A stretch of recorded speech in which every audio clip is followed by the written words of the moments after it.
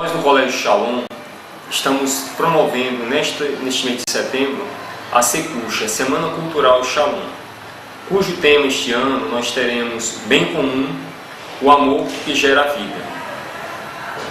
A campanha da Fraternidade de 2010, a campanha ecumênica, reflete muito bem o objetivo para o qual a SECUSH se propõe este ano. Nós no Colégio Shalom tomamos como base a campanha da Fraternidade de 2010, cujo tema é Economia e Vida e lema Vocês não podem servir a Deus e ao dinheiro. O objetivo geral da SECUSH é oportunizar a construção de conhecimentos e o desenvolvimento das habilidades através da interação de atividades socioculturais, científicas, permeadas de valores éticos cristãos, favorecendo a formação de competências para o exercício da cidadania. Este tema do bem comum, nós temos que, antes de tudo, exatamente defini-lo bem. O que é o bem comum? A definição basilar de bem comum é que são todas as condições necessárias para o desenvolvimento integral da pessoa humana. Mas vamos também exatamente trabalhar com a visão de bem comum a partir da visão de homem na Bíblia. Qual é a visão de homem na Bíblia, de pessoa humana? A visão de o ser humano como imagem e semelhança de Deus. Tomaremos também, nesta explicação de bem comum, a chave interpretativa de Jacques Maritain, filósofo cristão, falecido em 1973, que toma a noção de bem comum exatamente tomando a pessoa humana. Jacques Maritain, ele toma como chave interpretativa para a visão de bem comum o conceito de pessoa humana. A pessoa humana é a base de toda a interpretação e entendimento do bem comum. A pessoa humana, ela dotada de uma liberdade, ela na sua liberdade é dirigida sempre a um bem.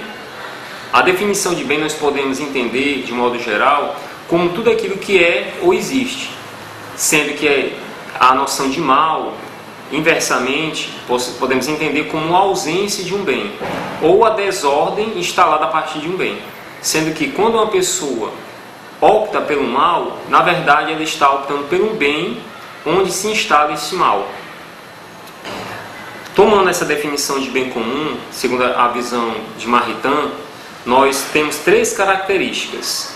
A característica da redistribuição, onde existe uma comunicação contínua ou atualização do bem comum, não isolamento ou concentração do bem comum apenas para um certo setor da sociedade, mas um bem comum, bens que se dirigem a toda a sociedade, não havendo apenas uma concentração de riquezas ou tecnologias para uma determinada classe social, mas para todas as classes sociais. Então não pode ficar apenas numa ideia, uma teoria, mas exatamente numa prática. A segunda característica do bem comum, em Maritain, é a dimensão da autoridade, onde podemos partir, antes de tudo, da etimologia da palavra autoridade, autoritas em latim, que significa fazer crescer, onde a autoridade é a pessoa, ou o grupo de pessoas responsáveis na condução da sociedade para a execução deste bem comum, sendo que a autoridade entendida como um serviço, antes de tudo como um serviço. E por fim, a última característica do bem comum é a moralidade intrínseca, que é exatamente manter a consciência viva de não perder a essência do objetivo deste bem comum, que é exatamente o objetivo da justiça e a retidão moral. Significa dizer que o caráter ético é inseparável nas ações do bem comum. Não podemos achar que o bem comum apenas se mede com o acúmulo de riquezas do país, como o PIB, ou apenas com uma previdência social satisfatória. Mas o bem comum deve visar o desenvolvimento integral da pessoa humana.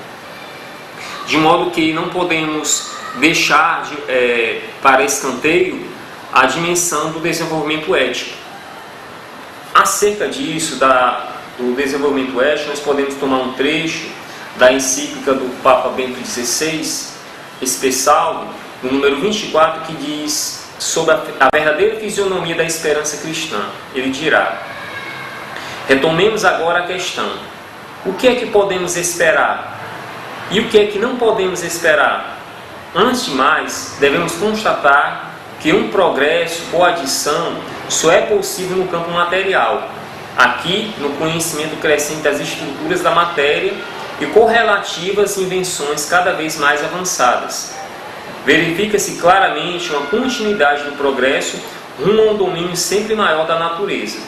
Mas, no âmbito da consciência ética e da decisão moral, não há possibilidade de adição, simplesmente porque a liberdade do homem é sempre nova e deve sempre de novo tomar suas decisões. Nunca aparecem simplesmente já tomadas, em nossa vez, por todos, por outros. Nesse caso, de fato, deixaríamos de ser livres. A liberdade pressupõe que, nas decisões fundamentais, cada homem, cada geração seja um novo. Entre as novas gerações, tal como podem construir sobre os conhecimentos e as experiências daqueles que as precederam, podem aurir do tesouro moral da humanidade inteira. Mas podem também recusá-lo, pois este não pode ter a mesma evidência das invenções materiais. O tesouro moral da humanidade não está presente como estão os instrumentos que se usam. Aquele existe como convite à liberdade e como sua possibilidade. Então devemos entender que a nossa liberdade humana, individual, tendendo para este bem, ela, de um modo geral, podemos entender que ela também corresponde a um bem comum. Este bem comum que é o ponto de encontro entre a nossa liberdade pessoal e a sociedade. Cabe a nós, antes de tudo, ver esse bem comum também como o amor. O amor de Deus, o amor caridade, que não busca os seus interesses.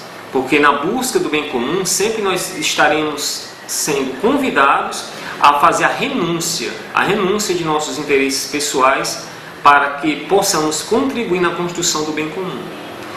Desse modo, nós podemos observar uma grande oportunidade neste curso para a construção de nossos alunos, para compreender a necessidade de contribuirmos para o bem comunitário e assim também desenvolver